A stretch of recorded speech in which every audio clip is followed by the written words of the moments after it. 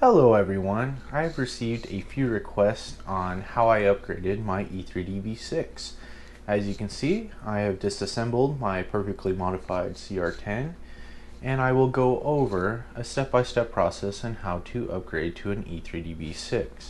In today's video, I will go over why I upgraded in the first place, the parts and the tools, the mount, and I'll also go over on the computer and show you how I connected the two mounts together, the E3-V6 mount and the ABL mount if you have an ABL.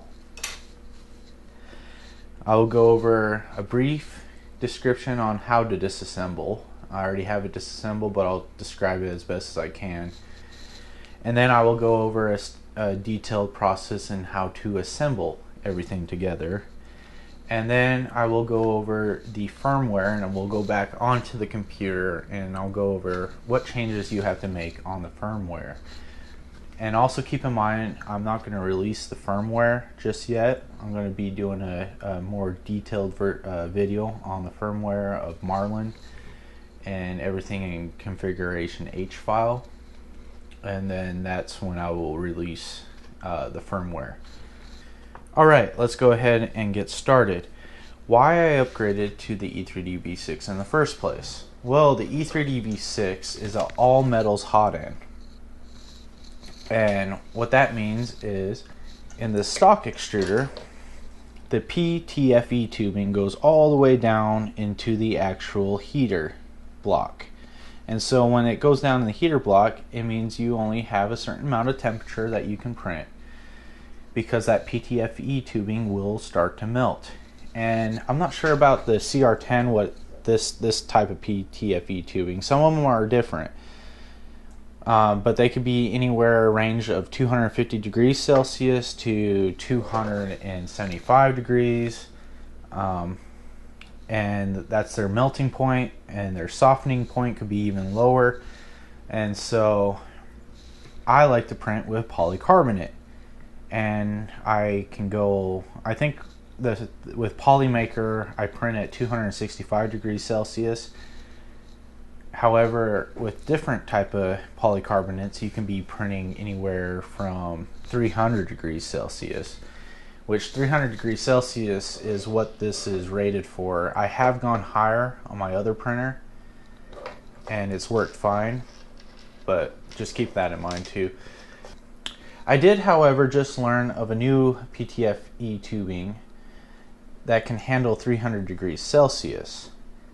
And so if you wanted to print something like Polymaker polycarbonate, then all you would need to really do is upgrade the PTFE tubing to that one material that can handle 300 degrees Celsius, and it should work fine. And you could use your stock extruder. Another way to do it is using the Micro Swiss upgrade, which you turn your stock extruder into an all metals hot end. For me, I already had an E3-V6 available.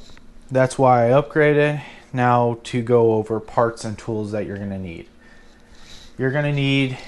You can use either your Allen wrench that came with the printer, or have a screwdriver the same size as the Allen wrench. So these are M3 screws, and I think you mainly use M3 or 12 millimeter length screws. Okay, so that should be the tools that you need. Now, parts, again, you're going to need to print this out. This is the mount, whether you just print out the E3-V6 mount, or if you have an ABL, then you can print out both these, or make sure you combine them. The next part that you're going to need is some sort of mount. I'm using this Fang mount, and basically I meshed together a E3-V6 mount that can equip a 40 millimeter fan and the Fang. I printed this in PETG. I also add a little foil tape down here. Now, I've never had it melt before, but I just do this as a peace of mind, because the extruder head is pretty close, but your extruder should be insulated whether you get the new E3-V6 mount or not. This is an older version, so I just kind of just did my own installation for this. But the new version has a silicone sleeve that goes over it. You also need an E3-V6, and you also need a 15 millimeter blower fan if you're using this mount. Alright, so for this, we're going to go ahead and go to the computer right now, where I'll show you how you can easily, and it's super easy. You could do it in Cura the same way as you do it in Simplify 3D. I'm going to do it in Simplify 3D. And you basically just put them together and print it like that. So let's go ahead and go to the computer and I'll show you that real quick. Alright, so here we are at the computer. If you have an ABL, you're going to need the ABL mount, and then you're going to need the E3-V6 mount. I'll leave the link down below where you can install these files, and then you're going to go ahead and import them into, whether you're using Cura or Simplify 3D, this will work for both. So you want to be able to move these around right here on Simplify 3D. You can just click on that and move. Now this doesn't have to be perfect, but basically this is just an easy way to mesh it all together. But you want to line this right in the center as best as possible. Alright, so just like that, you line it together and you get it as centered as possible. And mine is slightly off, but this will work just fine.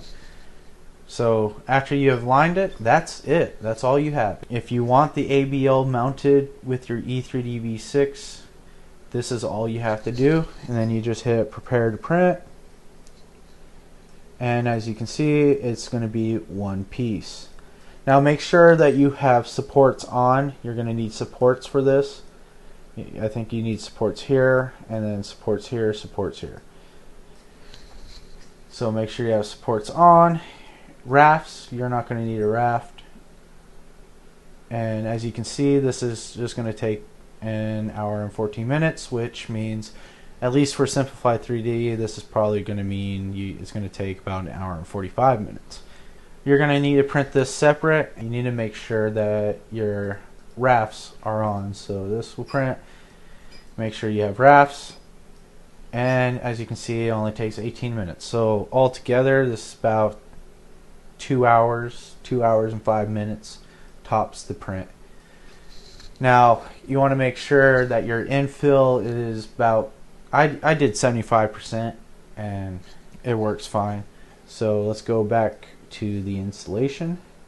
So now we're going to go over a brief description on disassembly, because I already kind of have it disassembled. So basically, this is your stock mount right here.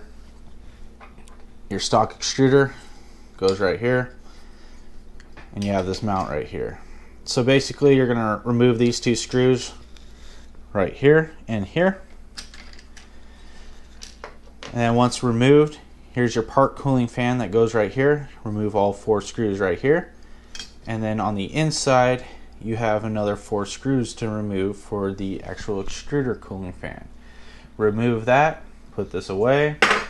Now, your extruder, you're going to have the heater cartridge right here, and you're going to have to bring up the tape right here. Unscrew right here, take out the heater cartridge, and then your thermostat goes right here. So you unscrew this, take out the thermostat, and that's how you take off your extruder. Now if you've done the fan upgrades, that's good, but remember, you're going to be using a 15 millimeter fan. You're going to have to remove that stock part cooling fan and install this one if you are using the same ABL, or if you're using the same fang mount as I am. Alright, let's go ahead and get started with assembly. So here, I just printed off this real quick to kind of show you how it works. This is PLA.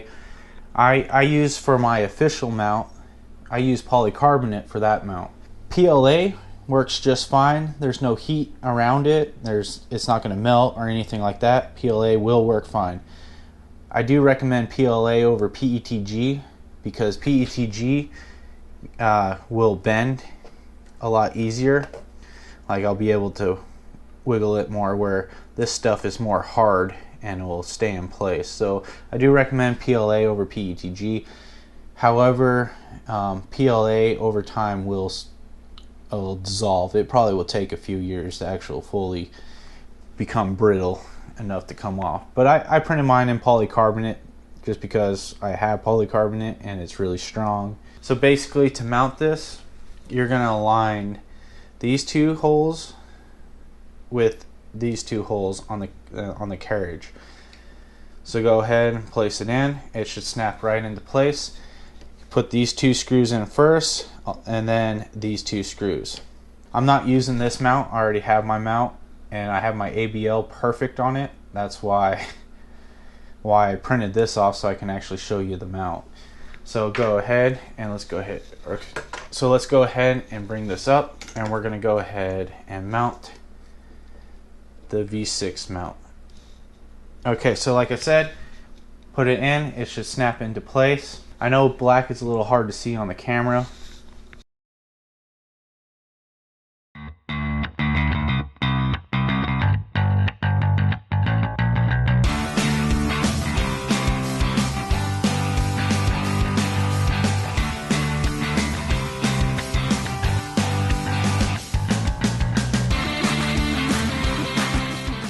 Once you're mounted, just check. It should not move at all. It's really strong. You have 4 screws in it. It should be a really good mount. Next, you're gonna get your E3-V6 ready. And so again, it's just reverse order for this. Now your E3-V6 comes with a heater cartridge and a new thermostat. I have the older version, so I can use the old thermostat. And basically it mounts just the same way as we took this apart. There's a bolt right here that connects the heater cartridge and a screw right here that will connect the thermostat. If you're using the new E3-V6, it's going to have a silicone cover. You're going to have to cut these and mount the new thermostat that comes with that newer heater block. But yeah, I'm using just the stock. I mounted it and it works good. So next, go ahead and install the E3-V6, and it should slide right in the slot, and you just press it in. It's pressed in. Make sure that all the wires are straight. I just want it to come straight up just like that. And then so here's it in white so you can see it easier. But it's this piece just slides right in, and then here's my polycarbonate piece that I'm actually going to be using. Press it in, and then there's now 2 extra screw holes that you're going to have to put it in.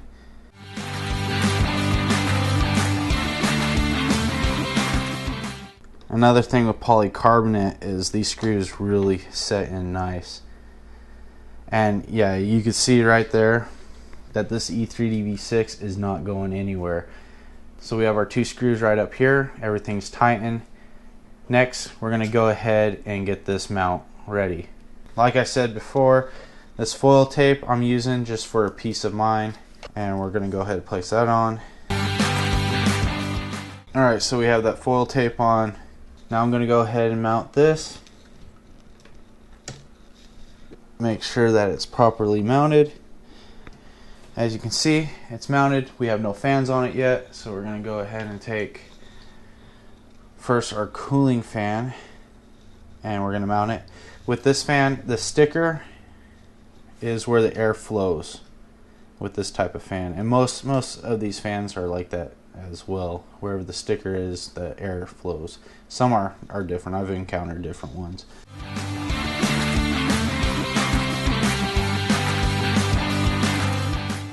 Now before I go any further for this fan, if you feel like it's too loose like this, and it's still on there really tight, but you can move it this way back and forth really easy, what I like to do is I'll add a little bit of duct tape right here, and I'll go ahead and do that now.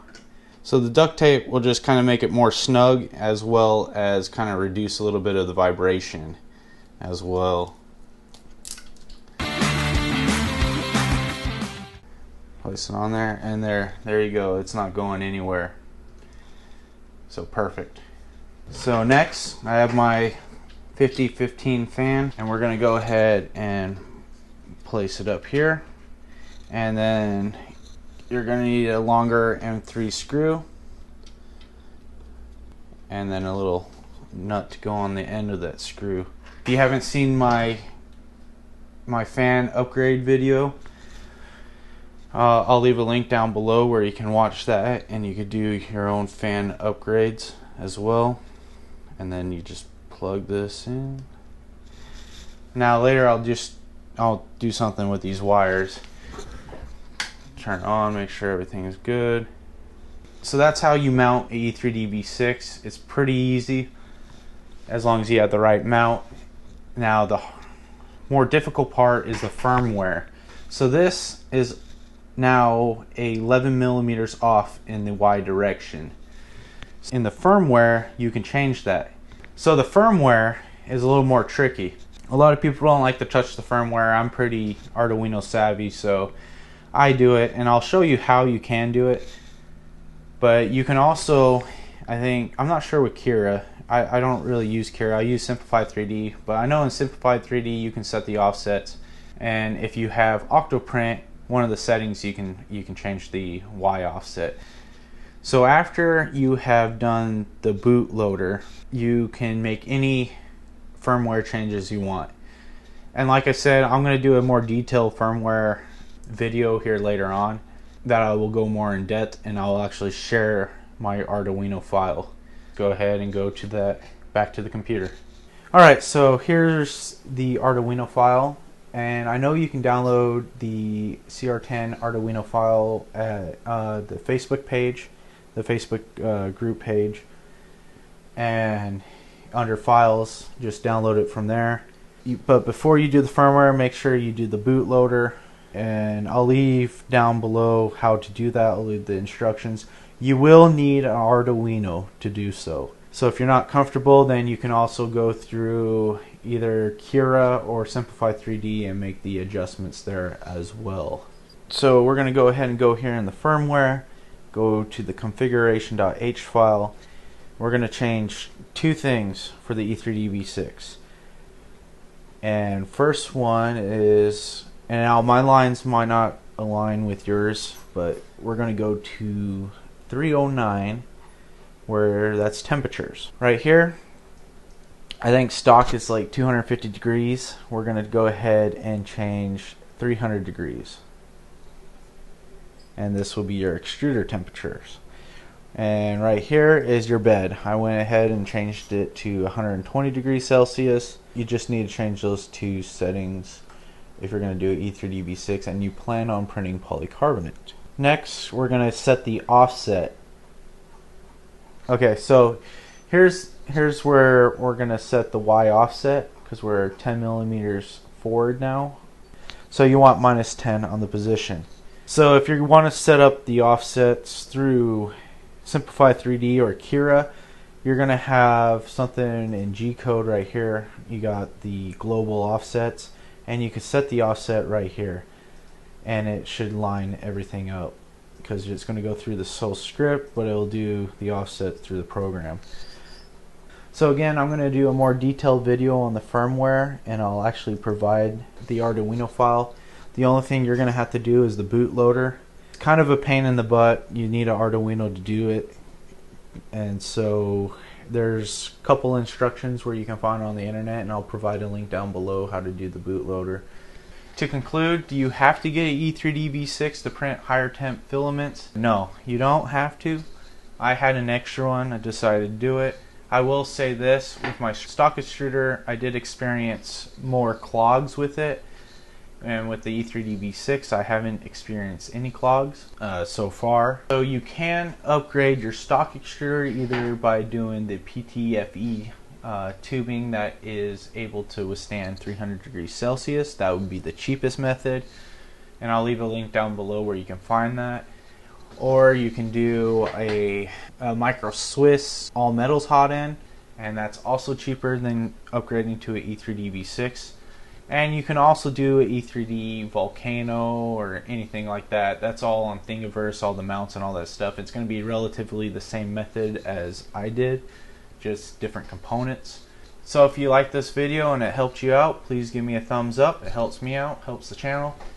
And if you would like to see more upgrades like the firmware or anything like that and want to be notified, please subscribe. I also will leave down a link down below where you can get your own CR10. And thank you guys for watching.